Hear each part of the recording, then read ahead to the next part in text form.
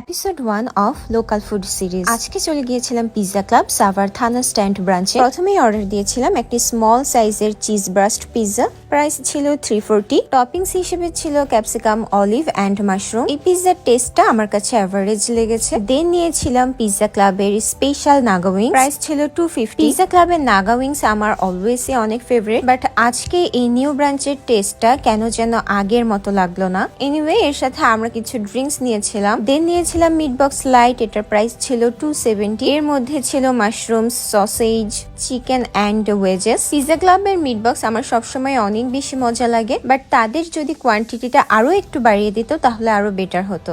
Lastly নিয়েছিলাম club special chowmein. Price ছিল 320 টাকা। চাউমিনটা আমার কাছে অ্যান্ড আমার ফ্যামিলির প্রত্যেকটা মেম্বারের কাছে অনেক বেশি মজা লেগেছে। ফ্রেন্ডস অ্যান্ড ফ্যামিলি নিয়ে যাওয়ার জন্য পিৎজা ক্লাব কিন্তু হতে পারে একটা ভালো অপশন, কজ এখানে কিন্তু প্লে জোনও রয়েছে আর তাদের নিউ ইন্টেরিয়রটাও অনেক সুন্দর। প্রত্যেকটা কর্নারেই আপনার বেশ ভালো ভালো ছবিও তুলতে পারবেন। থ্যাংকস ফর ওয়াচিং অ্যান্ড আল্লাহ হাফেজ।